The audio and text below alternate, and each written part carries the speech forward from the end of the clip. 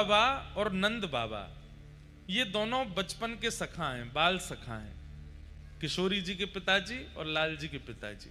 और ये दोनों जमुना जी स्नान करवे जामे और एक दूसरे के हाथ पकड़ करके जमुना जी में गोते लगामे और हर गोता में कहें हमारो तुम्हारो प्रेम बनो रहे, हमारे परिवार को प्रेम बनो रहे।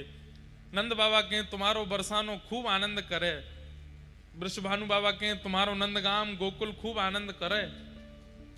अंत में गोता लगा के कहें अगर हम में तो एक के लाला और एक के लाली है जाएगी तो या मित्रता को हम संबंध में परिवर्तित कर देंगे और एक दूसरे के समधी बन जाएंगे।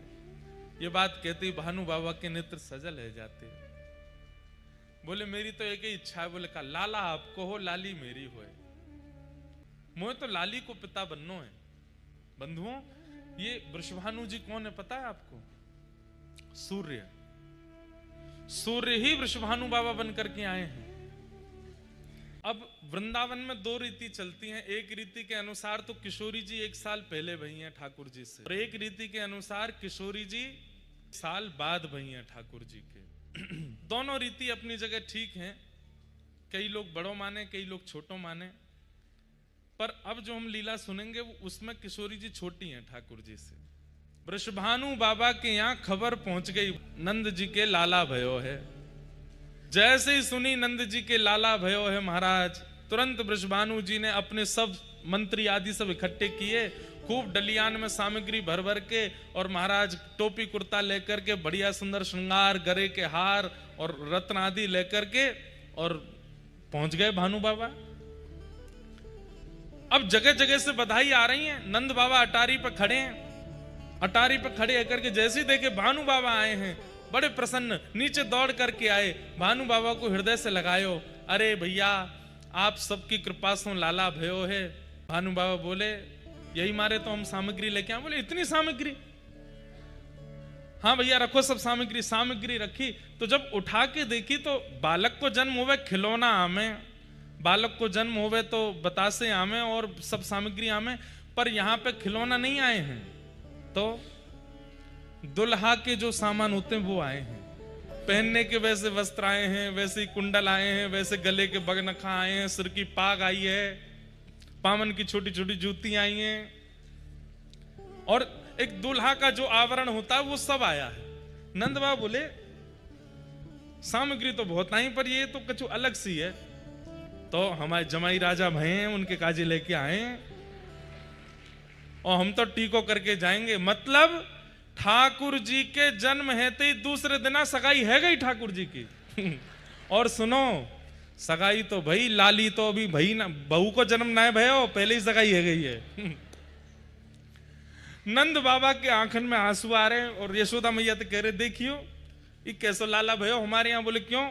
अब भाई लाली को जन्म ही ना भयो, भानु बाबा की अभी कोई लाली है ही ना, और ये तो पक्की करके आए।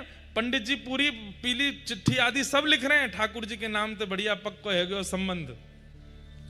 नंद बाबा तब तो कुछ बोले नहीं।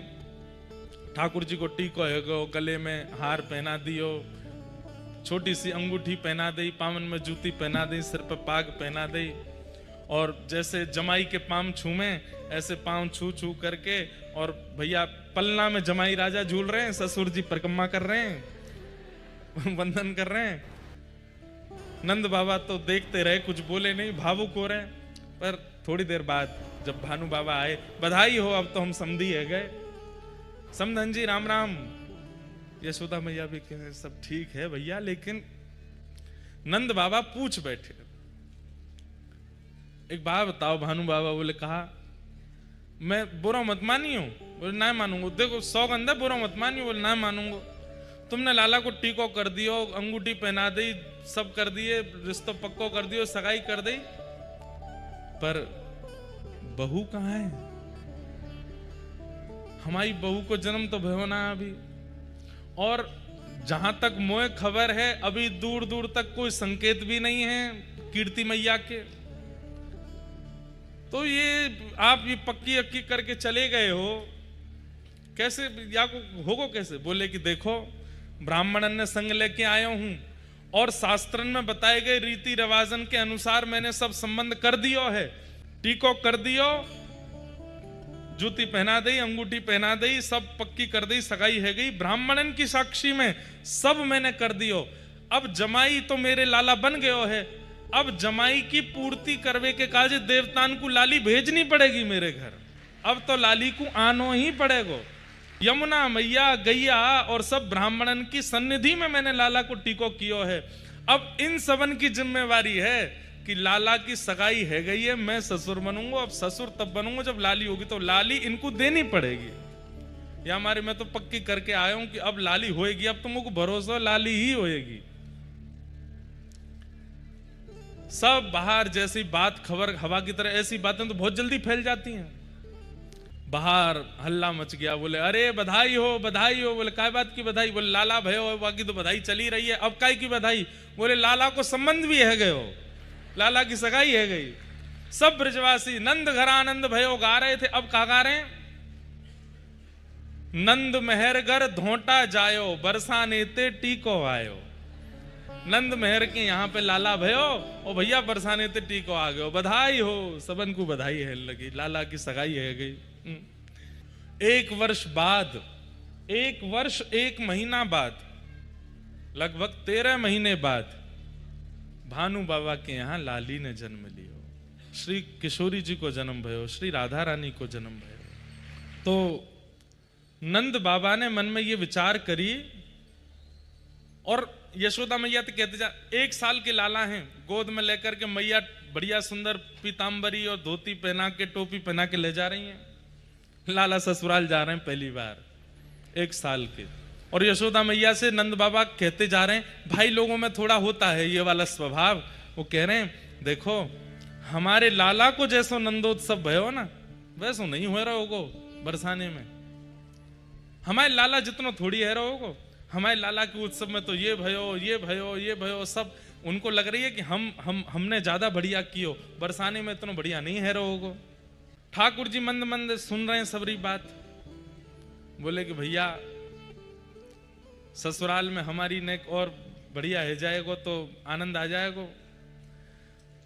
तो जैसे ही बरसाने आने लगे, समीप पहुंचने लगे, तो जैसे वर्षा में नीले बादल आकाश में दिखाई देते हैं, थोड़ी दूर बचा है बरसाना, पीले पीले पीले केसरी गुलाबी और ऐसे विचित्र विचित्र रंग के बादल दिखाई दे रहे हैं आकाश में। तो नंद बाबा बोले एक गुलाबी बादल तो पहली बार देखो मैंने, एक केसरी बादल तो पहली बार देखो, पीरो बादल पहली बार देखो, हरो बादल पहली बार देखो, ये कैसे ऐसे बादल है रहे हैं? तो बताए, बोले भैया भानु बाबा के लाली के जन्म में इतनो वीर गुलाल उड़ाया गयो, इतनो दही केसर कीच उड़ाई गई कि वे उड़ते उड़ते आकाश तक पहुंच गई, और आकाश के बादल भी रंगीन है गए। नंद बाबा जब पहुंचे हैं तो कहा देख रहे हैं? बरसाने की नालीन में, जो नाली होती है, बरसाने की नालीन में भी केसरिया रंग की धार बह रही है। इतनो केसर, इतनो चंदन, इतनो अबीर, इतनो गुलाल, ये सब बांटे गए। और महाराज लाला जब भयो ना नंद बाबा के, तो नंद बाबा एक अटारी पर बैठ गए और सबंत कह दी अपने अपने घर से बर्तन ले आओ, जितनो बड़ो बर्तन उतने लड्डू दूंगो।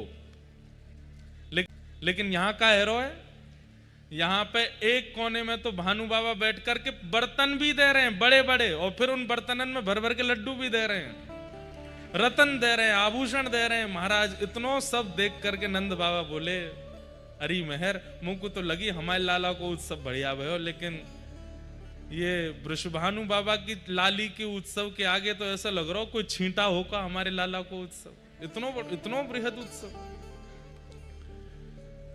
ठाकुर जी बड़े खुश है रहे हैं, ससुराल आए हम पहली बार, बोलनो जाने ना है, एक दांत निकल आया है बस।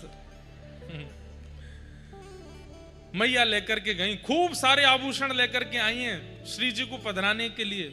सोने के पलना में श्री लाडली जी पौड़ी हैं, झूल रही हैं।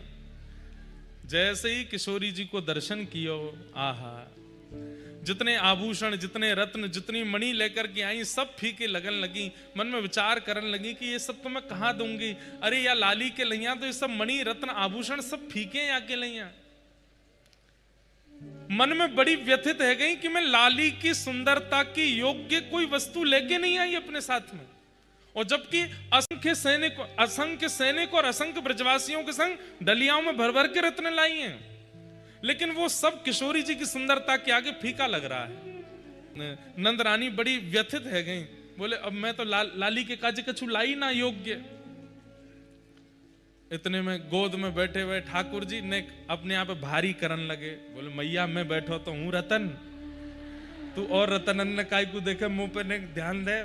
अब मैया नेक नेक में संभाले लाला,